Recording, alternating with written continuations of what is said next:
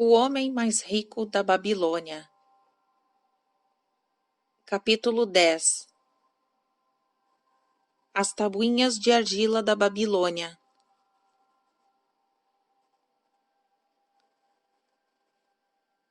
Carta da College Nottingham University, dia 21 de outubro de 1934. Professor Franklin Caldwell, responsável pela expedição científica britânica a Ilá, Mesopotâmia.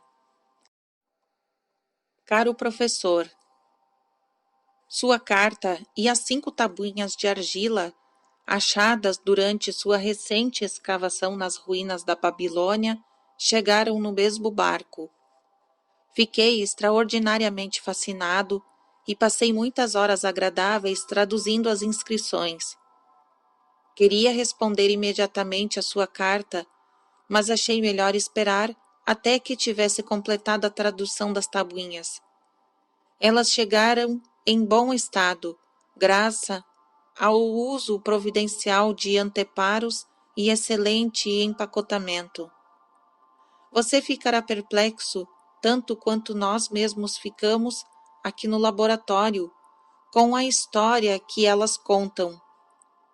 Em geral, esperamos que o impreciso e distante passado fale de romance e aventura, de coisas do tipo As 1001 Noites, você sabe.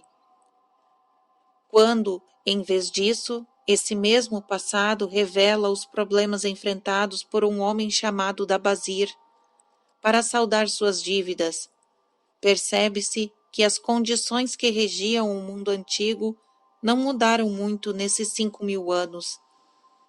É estranho, mas essas velhas inscrições me passaram um trote, como dizem os estudantes. Sendo um professor universitário, sempre me julguei como um pensador que detivesse um conhecimento prático a respeito de muitos assuntos.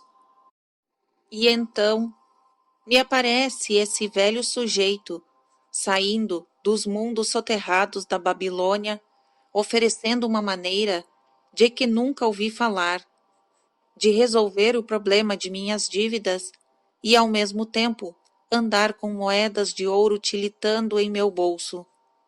Como seria agradável e interessante averiguar se tal sistema funcionaria tão bem nos dias de hoje, quanto o fez na antiga Babilônia. A senhorita Shrewsbury e eu estamos planejando testá-lo em nossos próprios negócios, que poderão melhorar muito. Desejando-lhe toda a sorte do mundo em seu valioso empreendimento e aguardando impacientemente outra oportunidade de servir, despeço-me. Com sinceros cumprimentos de Alfred Shrewsbury, Departamento de Arqueologia.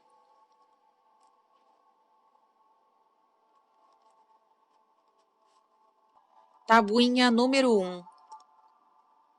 Neste momento, em noite de lua cheia, eu, Dabazir, recém-fugido da escravidão na Síria, com a determinação de saldar as dívidas que reconheço publicamente e fazer de mim mesmo um homem de posses respeitado em minha cidade natal na Babilônia, mando gravar sobre a argila um registro permanente de meus negócios para guiar-me e assistir na satisfação de meus altos desejos. Escorando-me nos conselhos de meu bom amigo Maton, o emprestador de dinheiro, acho-me determinado a seguir um plano preciso que, segundo ele, pode tirar qualquer cidadão dos embaraços de uma situação de dívida para uma situação de posses e autorrespeito. Esse plano inclui 3 propósitos que espero e desejo realizar. Primeiro, o plano é a garantia de minha futura prosperidade. Por isso, 1/10 de tudo quanto eu ganhar será separado e guardado. Pois Maton fala sabiamente quando diz: aquele que guarda em sua bolsa de ouro e prata, que não precisa gastar, É bom para a família e leal para com seu rei.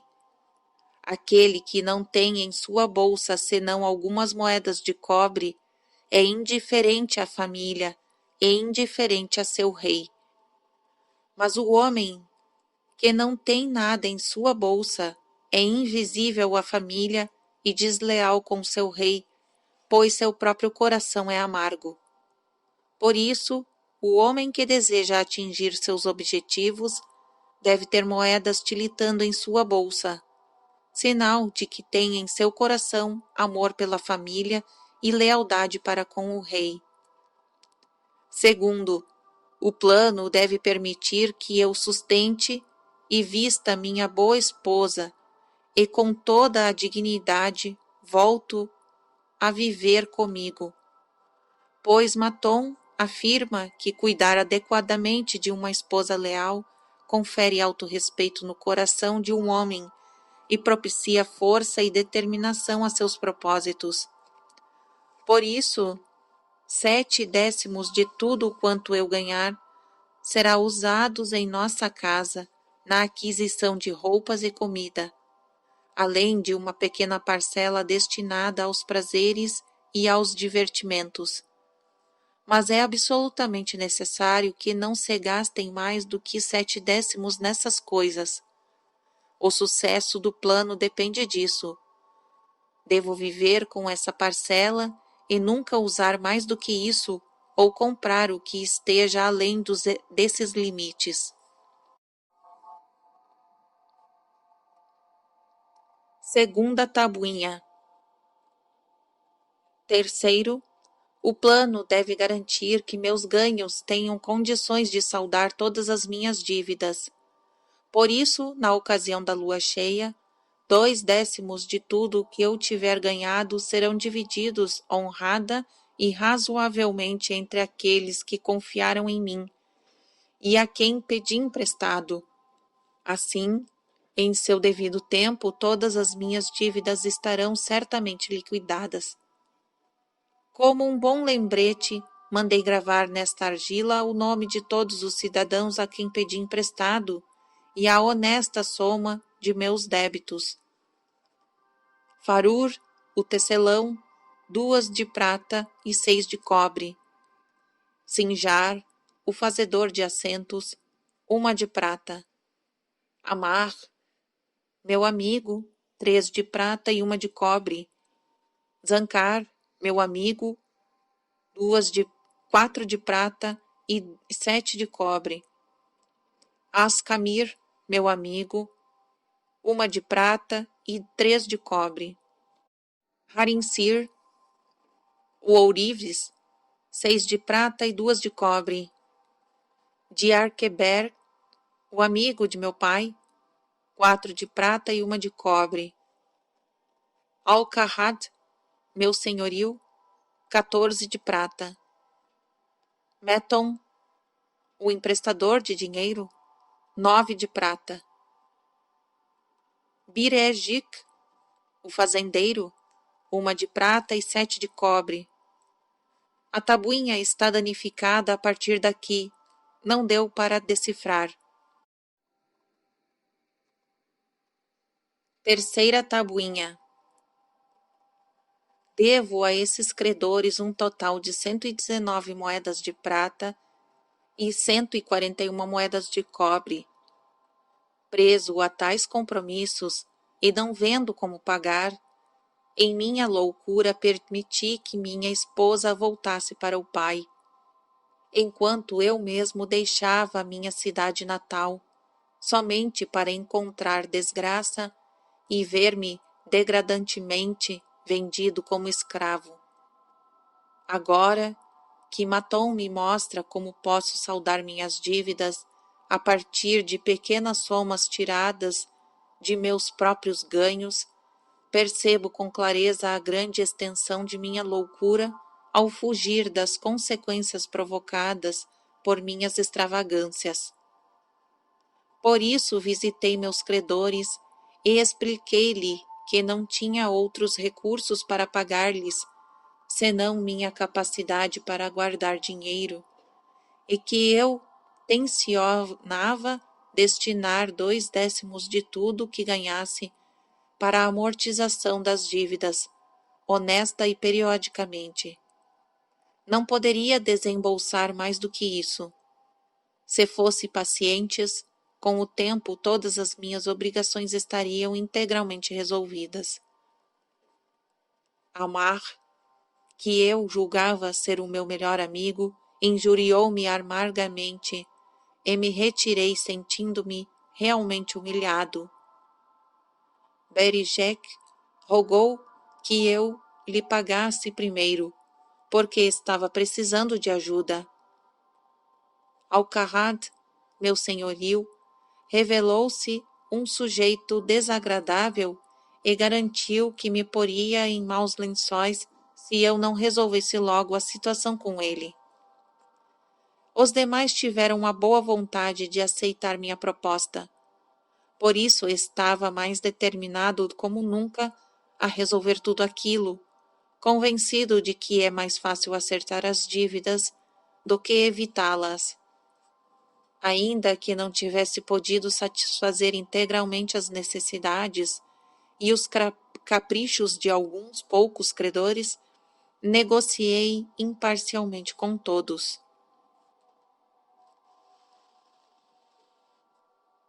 Quarta tabuinha. Outra lua cheia. Trabalhei arduamente, com a cabeça em paz. Minha boa esposa tem me apoiado na intenção de pagar os meus credores.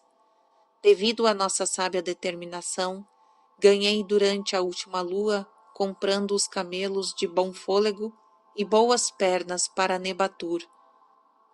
A soma de 19 moedas de prata. Dividia de acordo com o meu plano. Separei 1/10 para guardar depois dividi 7/10 com a esposa para o nosso sustento.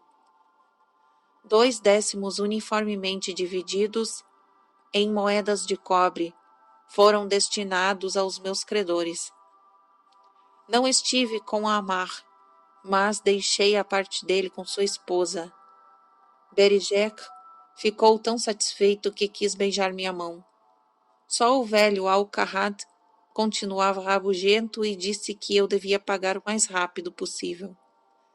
Repliquei-lhe que eu só teria condições de pagar mais rápido se deixasse de me preocupar com o sustento da casa e de minha esposa. Todos os demais me agradeceram e elogiaram meus esforços. Por isso, ao final de uma lua, meu endividamento foi reduzido a quase 4 moedas de prata, e já tenho quase 2 moedas de pratas guardadas, e ninguém pode reivindicar. Meu coração se acha mais leve, coisa que há muito tempo não experimentava. De novo o plenúrio. Trabalhei duro, mas com um pouco de sucesso. Vendi apenas alguns camelos. Meus ganhos não foram além de 11 moedas de prata. Entretanto, minha boa esposa e eu continuamos fechados com o plano, ainda que não tenhamos comprado roupa alguma, limitando-nos, inclusive, a uma alimentação frugal. Ainda dessa vez separei para guardar 1/10 das 11 moedas e 7/10 para as despesas. Fiquei surpreso quando Armar louvou meu pagamento, ainda que pequeno. Jerek comportou-se do mesmo modo. Alcarrad encolerizou-se, mas quando viu que podia ficar sem sua parcela, se não a aceitasse, concordou comigo. Os demais, como sempre, não fizeram quaisquer restrições. Mais uma vez a lua cheia toma conta do céu, e me sinto extremamente feliz. Topei com um magnífico rebanho de camelos e comprei alguns bem saudáveis, tendo conseguido ganhar 42 moedas de pratas. Esta lua, minha esposa e eu compramos sandálias e roupas, de que estávamos bem necessitados. Além disso, fizemos boas ceias, acompanhadas inclusive de aves, Paguei aos credores mais de 8 moedas de prata. Dessa vez, nem Alcarrad protestou. Grande é o plano, pois ele tem nos tirado do endividamento e propiciado-nos a possibilidade de guardar o que nos pertence de direito. Já se passaram 3 luas cheias desde que fizemos o último entalhe na argila. Em cada uma delas, paguei a mim mesmo 1/10 de tudo quanto consegui com o meu trabalho. E durante este tempo, minha boa esposa e eu vivemos sempre com 7/10 adrede separados, ainda que às vezes isso se tivesse mostrado mais difícil. E paguei regularmente meus credores, os 2/10 a eles destinados. Minhas economias somam agora 21 moedas de pratas. Isso faz com que eu sinta a cabeça no lugar e me deixa orgulhoso por poder caminhar entre os meus amigos. Minha esposa cuida muito bem de nossa casa e se veste com decoro e elegância. Sentimos-nos felizes por estarmos juntos. O plano é de um valor indizível, além de ter feito de um ex-escravo um homem honrado cidadão.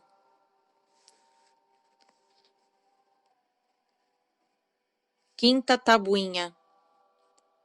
Veio de novo a lua cheia, e percebo que já faz um bom tempo que comecei a entalhar na argila. Na verdade, 12 luas vieram e se foram. Mas hoje, especialmente, não negligenciarei meu registro, pois acabo de pagar minha última de minhas dívidas. Hoje é o dia em que minha boa esposa e meu agradecido ser comemoram com grande banquete o fato de nossa determinação ter chegado a bom termo. Aconteceram tantas coisas em minha última visita aos credores que ainda me lembrarei disso por muito tempo. Armar rogou-me que lhe perdoasse por suas palavras duras e disse que eu era entre todos os demais a pessoa que mais desejava para ser seu amigo. O velho Alcarrad não é assim tão mau, apesar de tudo, pois ele disse: antes de você era um pedaço de argila mole que todo mundo podia apertar e modelar, mas agora é uma peça de bronze capaz de enfrentar uma espada. Se em algum momento precisar de ouro ou de prata, procure-me. E ele não é o único que me tem em alta conta. Muitos outros dirigem-se a mim com respeito. Minha boa esposa fita-me com um brilho nos olhos que me leva a ter confiança em mim mesmo. Esse é o plano que me propiciou sucesso. Ele me capacitou para pagar todas as minhas dívidas e conversar com minha bolsa repleta de ouro e prata. Recomendo a todos que desejam o êxito, pois se faz com que um ex-escravo tivesse condições de pagar suas dívidas, não ajudaria qualquer outro ser humano que buscasse a independência? E ainda continuou a utilizá-lo, pois estou convencido de que poderei estar entre os homens mais ricos do mundo. Outra carta da Universidade de Nottingham, dia 7 de novembro de 1936. Professor Franklin Caldwell, responsável pela expedição científica britânica a Ilá, Mesopotâmia. Caro professor, se em suas futuras escavações nas ruínas da Babilônia encontrar o fantasma de um amigo habitante, um velho negociante de camelos chamados Dabazir, faça-me um favor, diga-lhe que o que ele andou gravando nessas tabuinhas de argila há tanto tempo renderam-lhe os votos de gratidão de um casal de professores universitários aqui na Inglaterra. Você provavelmente se lembra de minhas palavras na carta de outubro de 1934, quando lhe disse que a senhora Sherbury e eu iríamos tentar pôr em prática o plano de Dabazir, ou seja, amortizando nossas dívidas e ao mesmo tempo guardando parte do dinheiro. Você já deve ter adivinhado, ainda que tivéssemos nos limitado ao círculo de nossos amigos, nossas desesperadoras dificuldades. Vínhamos há anos sendo espantosamente humilhados por um grupo de velhas dívidas, e morríamos de preocupação com medo de alguns credores que pudessem armar um escândalo que nos forçaria a sair da universidade. Nós pagávamos e pagávamos cada centavo que podíamos espremer de nossa renda, já por si, muito aquém do suficiente para as nossas próprias despesas. Por outro lado, éramos obrigados a fazer todas as nossas compras onde tivéssemos crédito, em médio e longo prazos, sem termos condições, em vista disso, de reclamar contra os preços. Isso evoluiu para um desses círculos viciosos em que as coisas, em vez de melhorar, só pioram. Nossos esforços eram improfícuos. Não podíamos mudar para uma casa mais em conta, porque devíamos ao senhorio. Não víamos luz alguma no fim do túnel. E de repente nos aparece esse seu conhecido, o velho negociante de camelos da Babilônia, com um plano inteiramente ajustado ao nosso caso, convidando-nos jovialmente a seguir o sistema que ele mesmo utilizou em seu próprio tempo. Fizemos uma lista de todos os nossos débitos, saí com ela e mostrei-a a cada um de nossos credores. Expliquei-lhes como era humanamente impossível pagar-lhes do jeito que as coisas iam. Eles mesmos podiam perceber isso de imediato pelas quantias. Ponderei que o único modo de pagar-lhes integralmente seria separar todo mês 20% de minha renda e fazer um rateio entre os credores, o que me permitiria liquidar a dívida no mínimo dentro de 2 anos. O que nesse meio tempo criaríamos uma espécie de livro-razão e daríamos prioridade a eles em nossas compras. Eles ficaram realmente satisfeitos. Nosso verdureiro, um velhinho esperto, como o que interpretou a ideia de uma maneira que ajudou a convencer os demais. Se você pagar por tudo que compra e pagar apenas uma parte do que deve, será ainda melhor, pois você não vai liquidar seu débito em menos de 3 anos. Finalmente formulei um acordo por escrito com o nome de todos, determinando que eles estariam proibidos de nos molestar enquanto os 20% de nossa renda estivesse sendo pagos em dia. Minha mulher e eu começamos então a criar um esquema que nos permitisse viver com 70%. Estávamos resolvidos a poupar 10%. O pensamento da prata e até o do ouro tilitando era realmente mais sedutor. Essa mudança em nosso cotidiano era uma aventura. Divertíamo-nos com a ideia de viver confortavelmente com os 70% restantes. Começamos com o aluguel e conseguimos uma bela redução. Depois pusemos sob a suspeita as marcas prediletas de que consumíamos. E foi uma agradável surpresa descobrir como frequentemente podemos comprar artigos de qualidade superior a um preço mais em conta. Para encurtar a história, não foi nada difícil tomar essas resoluções. Levávamos o plano adiante com muita alegria, ainda por cima. Que alívio ter arrumado nossos negócios de tal modo que por muito tempo não fomos mais perseguidos pelas dívidas do passado. Não devo deixar, entretanto, de contar-lhes sobre esses 10% que tínhamos resolvido poupar. Conseguimos fazê-lo por algum tempo. Não ria antes da hora. Essa é a parte divertida. É realmente engraçado começar a acumular dinheiro que você não quer gastar.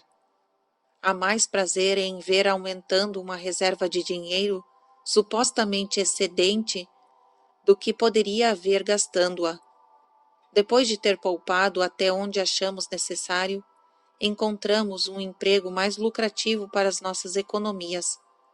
Fizemos um investimento em que pudéssemos pagar por esses 10% todo mês. Isso provou ser o aspecto mais satisfatório de nossa regeneração. É a primeira coisa que pagamos, já descontada em folha. Há uma grande sensação de segurança em saber que nosso investimento cresce de maneira estável. Enquanto isso, meus dias de aula tornaram-se mais bem remunerados, algo suficiente para nos sustentar daqui por diante. Tudo isso a partir de um velho cheque. Difícil de acreditar, mas absolutamente verdadeiro. Todas as nossas dívidas sendo gradualmente pagas e nossos investimentos crescendo ao mesmo tempo. Além disso, vivíamos, financeiramente falando, muito melhor do que antes. Quem acreditaria haver uma diferença de tal maneira em termos de resultados entre seguir um plano financeiro e simplesmente deixar-se levar pela corrente? No final do próximo ano, quando todos os nossos velhos débitos já não existirão, teremos condições de aumentar o valor de nossos investimentos, além de uma quantia extra para viajar. Estamos determinados a nunca mais permitir que nossas despesas mensais ultrapassem 70% de nossos vencimentos. Agora você pode entender por que gostaríamos de estender nosso agradecimento pessoal a esse velho cara cujo plano salvou-nos do que era o nosso inferno na terra. Ele sabia, ele passou por tudo isso, ele queria beneficiar os outros a partir de suas próprias amargas experiências. Foi por isso que levou tediosas horas gravando em sua mensagem na argila. Ele tinha uma mensagem verdadeira para os companheiros no sofrimento. Uma mensagem tão importante que depois de 5.000 anos ergueu-se das ruínas da Babilônia, não menos verdadeira ou menos vital do que no dia em que foi enterrada. Com os sinceros cumprimentos de Alfred Sherbury, Departamento de Arqueologia.